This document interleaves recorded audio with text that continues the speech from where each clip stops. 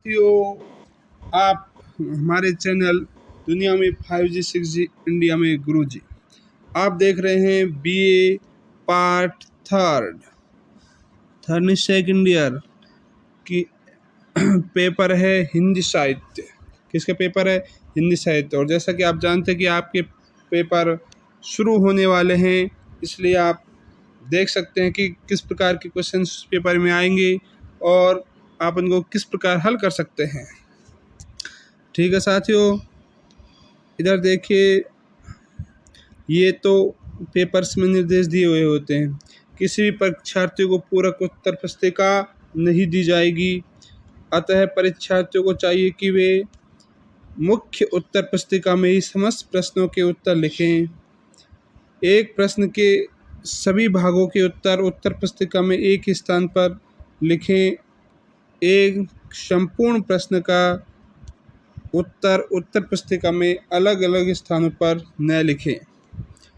सभी प्रश्नों के उत्तर दीजिए। प्रत्येक प्रश्न हेतु निर्धारित अंक उसके सामने अंकित हैं। ऐसे निर्देश सभी प्रश्न के पत्र के ऊपर लिखे हुए होते हैं। इसमें पहला प्रश्न होता है कि निम्नलिखित अवतरणों की सप्रसंग व्याख्या कीजिए। निम्नलिखित अवतरणों की क्या कीजिए? सप्रसंग व्याख्या कीजिए। जैसा कि आप देख पा रहे हैं, इसमें सप्रसंग व्याख्या एक तो होगी सप्रसंग व्याख्या, प्रसंग व्याख्या।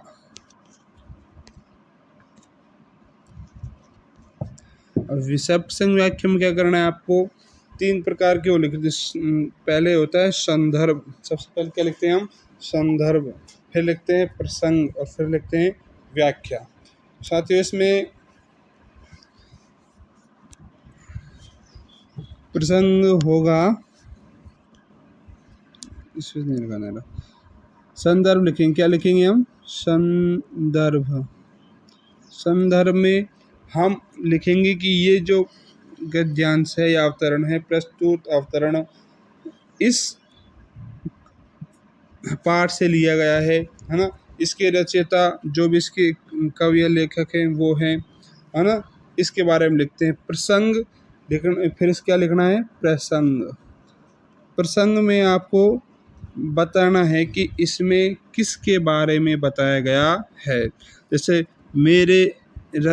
मेरी होना चाहिए, इसमें मेरी रक्षा करो, मेरे और अपने गौरव की रक्षा करो, आज मैं आपकी शरण की प्रार्थनी हूँ। मैं स्वीकार करती हूँ कि आज तक मैं तुम्हारे विलास की नहीं हुई, किंतु वह मेरा अहंकार चूर्ण हो गया है। मैं तुम्हारी होकर रहूँगी। तो इसमें इस प्रसंग में बताना है कि ये किसके बारे में बता रही है। फिर नीचे लिखेंगे हम, वो होगी व्याख्या। क्या होगी? व्याख्या। व्याख्या में हम इसी को उसको समझाएंगे, उससे बता देंगे। ठीक है साथियों, इस प्रकार हम इस प्रश्न पत्र को हल करेंगे। अगर हम इस तीनों उनको लेकर चलेंगे, व्याख्या में हमें व्याकरण से संबंधित वर्णन और करना है। व्याख्या से नीचे क्या एक टॉपिक लिख देंगे, विशेष। क्या लिखेंगे? विशेष। एक टॉपिक लिख देंगे विशेष। उसमें व्याकरण से संबंधित जो शब्द हैं उनका वर्णन करना है। जैसे इसमें एक शब्द मिल जाएगा, उसकी संधि कौन सी है इसमें, है ना। इस प्रकार इसमें कौन सा काल है वाक्य में, इस प्रकार के जो है उनका वर्णन करना। कौन सा समास है, तत्सम और तद्भव शब्द कौन कौन से हैं, इन सब का वर्णन अगर हम करेंगे तो हमारे ये एक कितने नंबर का है? 8 नंबर का। तो हमारे 8 में से 8 पूरे नंबर आएंगे। ठीक है साथियों, अब हम चलते हैं अगले प्रश्न की तरफ।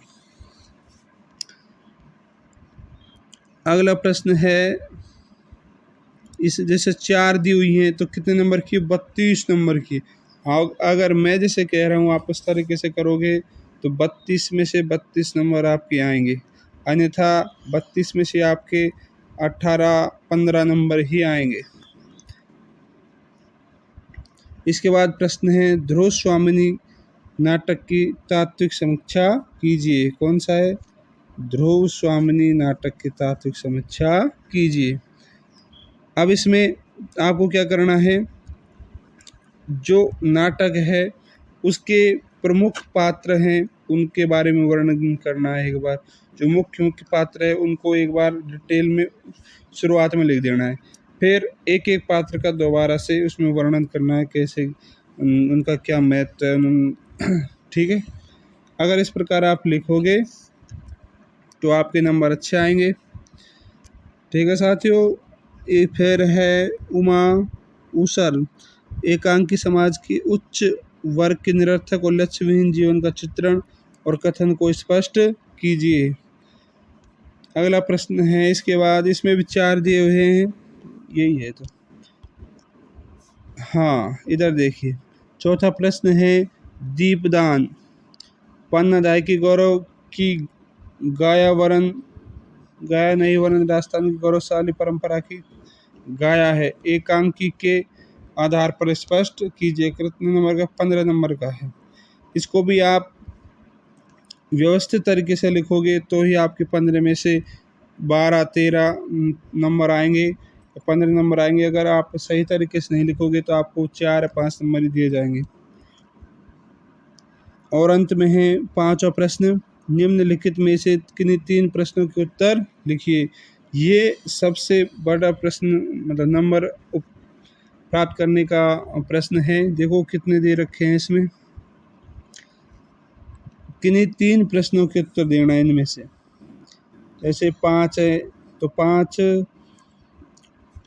में से कितने करने हैं? 3। जैसे भारतेंदु युगीन प्रमुख नाटककारों के नाम बताइए। अगर ये आपकी याद नहीं है तो आप दूसरा प्रश्न कर सकते हो, और ये याद नहीं है तो आप तीसरा प्रश्न कर सकते हो। ऐसे यानी कि 5 में से 3 प्रश्न ही करने हैं, और नीचे 5 में से 4 प्रश्न करने हैं, है ना। ये आपको आपके नंबर बढ़ाने में और सहायता कर सकते हैं। पेपर्स में आप अच्छी इस तरीके से हल करोगे तो 85 से 90 नंबर आसानी से ला सकते हो। थैंक यू दोस्तों। अगर आपको और कोई परेशानी हो और कोई समस्या हो तो हमारे कमेंट बॉक्स में कमेंट कीजिए, हम आपकी उस समस्या को सुलझाने का संपूर्ण प्रयास करेंगे। धन्यवाद दोस्तों।